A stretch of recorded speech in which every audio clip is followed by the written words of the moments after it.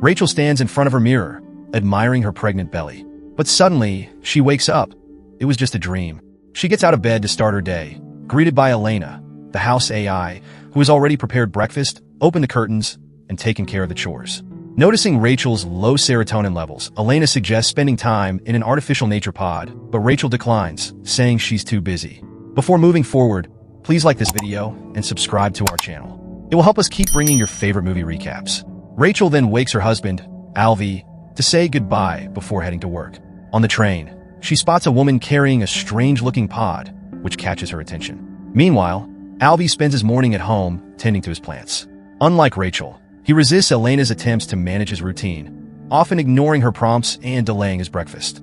At the office, Rachel introduces her team to a new AI-controlled robot designed to take over client portfolios and act as executive assistants. Her colleagues worry about their relevance, but Alice, another manager, uses polished corporate talk to assure them their jobs are safe. Later, Rachel is called into a meeting with the head of HR, who offers her a promotion. During their conversation, Rachel explains that her husband Alvy is a botanist and that she's the primary earner in their household. She also mentions they're not planning on having a baby yet. The HR manager encourages her to reconsider, pointing out that this has been Rachel's best year professionally. She also mentions that the company now owns the Womb Center, which offers partial financial coverage for pregnancy-related costs. When Rachel returns to her office, her new AI assistant syncs with Elena to schedule a session in a nature pod, a subtle reminder that even in a world of endless technology, balance is key. While working, Rachel gets an unexpected call from the Womb Center. They tell her a spot has opened up and invite her for a tour. Normally, the waitlist takes 2 years, so Rachel agrees immediately. Later, during her lunch break, she visits the nature pod to relax. Surrounded by calming sounds of the ocean and rustling trees, she drifts off to sleep and dreams of having a baby again. Meanwhile, at the school greenhouse, her husband Alvy is teaching his students about fresh fruit. But the kids think eating food straight from nature is gross. They're so used to machine-made meals.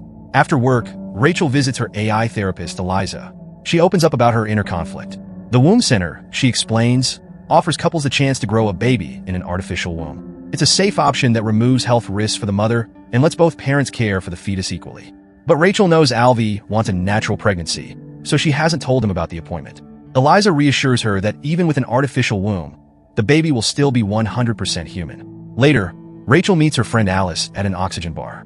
Alice insists Rachel tell Alvy about the appointment, warning her that keeping it a secret will only make things worse.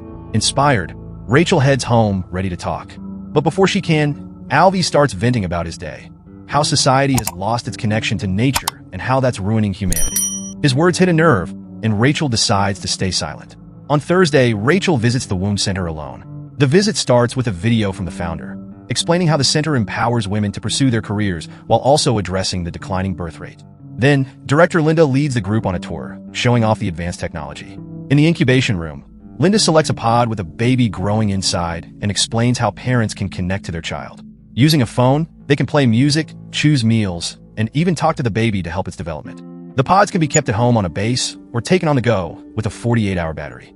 After the tour, Linda shows Rachel the pricing and asks for a deposit to secure a spot. In the evening, Rachel arrives home, and Alvy brings up an $8,700 deposit he noticed. Rachel admits she sent the money to Womb Center to reserve their spot. Alvy gets upset, frustrated that she made such a big decision without consulting him. Rachel apologizes, and they share a hug to smooth things over. Later, they visit Alice and her husband, who rave about their experience with the artificial womb and show off their own pod. The couple seems thrilled, especially with the health benefits. Alice's husband offers Alvy a chance to hold the pod, but Alvy declines, visibly uncomfortable. When Rachel and Alvy get home, a heated argument breaks out over the concept of an artificial womb. Alvy sees it as nothing more than a chemical-filled plastic device, while Rachel insists it mimics a real womb for the baby's experience. Alvy hesitates, saying he needs more time to think, but Rachel reminds him their reservation deadline is fast approaching. Hoping to resolve things, Rachel suggests they visit Eliza, a neutral third party. Alvy reluctantly agrees, though his anti-AI mindset remains firm throughout the session. He doubts a computer can understand human emotions, but Eliza argues that her lack of emotions allows her to give unbiased advice. Afterward, Alvy lies to Rachel, claiming the session went well. That evening, the couple goes out to dinner, but the argument continues. Exhausted, Rachel finally declares she doesn't want to have the baby anymore if it means constant fighting. Later that night, after a moment of intimacy, Alvy sees how much it matters to Rachel and tells her they should go ahead with the pod baby. The next day, they meet with Linda to finalize the contract. Linda asks if Alvy's involvement as the biological father is necessary, explaining that they only need Rachel's eggs to create the baby. However, if they want a boy, Alvy's Y chromosome is required. Without hesitation, Rachel insists they use Alvy's contribution and let nature decide the gender. The couple watches the fertilization process on a large screen as Linda explains each step. Soon, a nurse brings out the fetus in a small jar. The moment feels strangely underwhelming, leaving them both uncertain about what to feel. When they get home, Rachel's parents call to congratulate them. During the call, Rachel's father suggests that Alvy should sell his property on Shell Island to have extra money for the baby. Alvy feels uncomfortable with the idea, so Rachel quickly changes the subject. The couple doesn't have the pod yet because the fetus needs more time to develop before it can be sent home. For the next few days, Rachel is glued to the tablet that's connected to the pod in the lab. She constantly checks the baby's status and even picks music for the baby. Her obsession makes her distracted at work and at home, including while cooking. One night, Alvy tries to get romantic, but Rachel turns him down, explaining she needs time since she just got pregnant. As the days go by, Alvy avoids using the tablet, so Rachel encourages him to pick some music or send a message to the baby. Alvy refuses, believing the embryo isn't developed enough to notice any interaction. Eventually, Rachel decides to visit the lab to see her pod in person. However, she can't open it. The nurse explains that this is intentional. Babies need complete darkness for the first 7 weeks.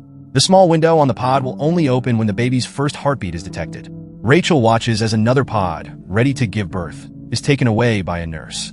Feeling emotional, she sits with her own pod to try and bond with it. Later, in a surreal twist, Rachel finds herself in an operating room for a C-section. But instead of delivering a baby, she gives birth to a hard-boiled egg. She wakes up in a panic, realizing it was just a dream. During her next visit to Eliza, Rachel shares the strange dream. Eliza dismisses it, saying modern science views dreams as random and meaningless. But since Rachel insists, Eliza offers her interpretation. The dream might be Rachel's subconscious affirming her decision to use an artificial womb. A few weeks later, Rachel and Alvy visit the lab again. This time, they finally hear their baby's heartbeat. The nurse opens the small window on the pod, allowing them to see their baby for the first time. The baby is still tiny and not very active, but it's a special moment. Some couples choose to take their pods home, but Rachel and Alvy decide to leave theirs at the lab for safety. As more time passes, Rachel finishes decorating the baby's room. Alvy suggests adding a real plant to make the room feel alive, but Rachel thinks a hologram plant would be safer for the baby. An upset Alvy storms off in frustration, declaring he'll plant the tree on his island instead. Rachel, annoyed, tells him to sell the island since they never use it. Alvy quickly fires back, reminding her that they never go because she refuses every time he suggests it. Rachel argues that it's pointless to drive 3 hours to the island when there are nature pods in the city. This pushes Alvy over the edge, and he snaps, saying, "I refuse to raise a child in a nature pod." Later, Rachel visits a public pool and becomes captivated by a pregnant woman. She nervously asks if she can touch her belly, and when the woman agrees, Rachel is amazed by the sensation of the baby kicking. She mentions her own external baby pod, and the woman, smiling sadly, calls her lucky. She explains that she had wanted an external pod too, but wasn't selected for the program. That night, Alvy comes home and is stunned to find the baby pod already set up in their home, without his input. Rachel tries to explain, saying the pod has entered its home period, so they need to start spending more time with it. They place it in their bedroom, but when the cat gets curious and approaches the pod, Rachel hurriedly shoos her away. When the couple tries to get intimate later, Alvy can't go through with it. He says having the baby pod in the room, even with the window closed, makes him uncomfortable. Frustrated, he decides to move it to the nursery, but accidentally trips while carrying it. Thankfully, the pod doesn't fall. Back in bed, the two are startled by strange noises coming from the pod in the nursery. Rushing in, Alvy accuses Rachel of forgetting to feed the baby. Furious, Rachel reminds him that he has access to the app too, and the responsibility should be shared. Sometime later, the couple joins a tour of a private school. Since Rachel's company owns the school, one of the perks is discounted tuition. As the guide, Linda, shows them around, Alvy notices that most activities are done by robots while the kids passively watch. A foreign mother asks if the school is accredited by the Board of Education, and Linda explains that the government no longer funds education, so schools now rely on corporate sponsorship. During the tour, a father brings up a pod baby he met who couldn't dream. Linda casually confirms this as a side effect of being born from an artificial womb, but dismisses it as unimportant, saying, "Dreaming serves no purpose anyway." Back at work, Rachel's productivity robot interrupts her to point out that her performance has dropped. She shrugs it off and continues working, ignoring the robot's cold assessment. Alvy is at home, tending to his plants when his phone buzzes. An alert says the pod needs food.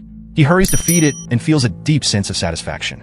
Inspired, he plays soothing whale sounds for the baby before opening the window. Watching how much the child has grown, Alvy talks to it affectionately, but Elena interrupts with a silly question. Determined, Alvy straps on the pod carrier.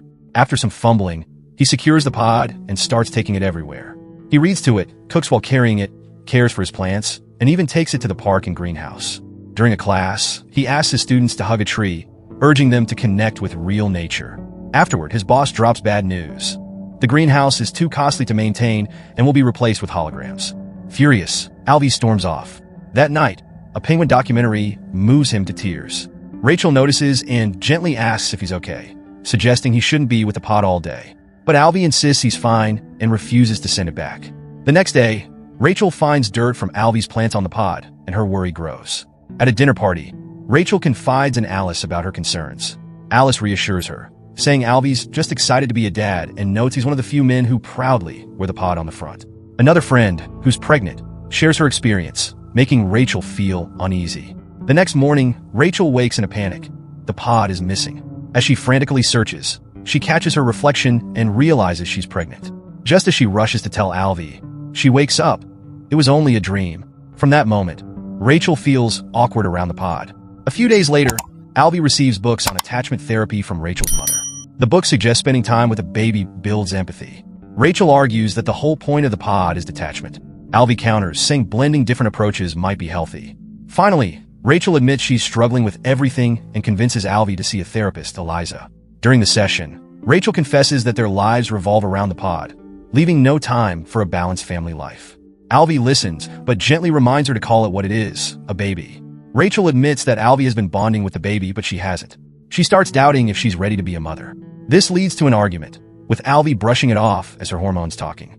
In the middle of their fight, Eliza interrupts and asks to be connected to the pod, saying therapy can start while the baby is still in the womb. For the next few days, Rachel carries the pod around, feeling like everyone is silently judging her. At work, she accidentally bumps the pod against the door, still not used to moving with it. After a big meeting, her colleague Alice warns her that bringing the pod to work might give people the wrong impression, calling her a distracted mom. Alice takes the pod and places it in a special cupboard designed for working parents to leave their pods during office hours. That evening, Rachel gets so caught up with work that she forgets her workshop meeting at the womb center and shows up late. During the session, Linda asks everyone to share their experiences with the pod before returning it to the lab for the final stages. Over the next few days, Rachel and Alvy feel an emptiness without the baby. One afternoon at the beach, Rachel dreams of wrapping herself and the baby in a blanket, only to wake up disappointed. The next day, Rachel places some of Alvy's plants in the nursery, a small gesture that lifts his mood. But trouble brews at work. Her HR director warns her that her productivity is dropping fast. Rachel denies she's struggling with depression, but her actions suggest otherwise. As the fetus approaches 10 months, Linda tells them it's time to pick a birth date. Pod babies are induced at 10 months due to the high demand for pods. Rachel wants to take the pod home for the final few days, but Linda firmly reminds her that it's against the rules in their contract. Linda offers them a jar of consolation cream as a parting gift. Outside the womb center, they notice anti-pod protesters gathered at the gate. Suddenly, Alvy bolts back into the center, touching pod after pod until he finds theirs. Then he steals it.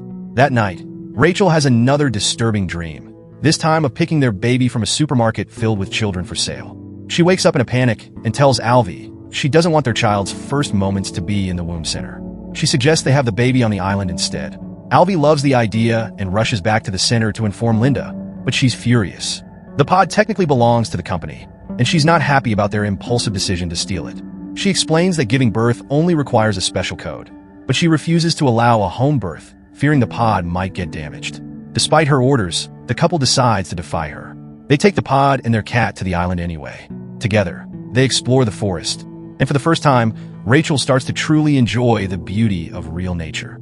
One night, Rachel notices the base isn't powering up, and they realize the womb center has remotely cut off their access.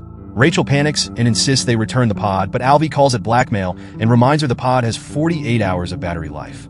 The next morning, they are woken by a song coming from the pod, announcing that the baby is ready to be born. Rachel frantically tries different codes on the app, but none of them work.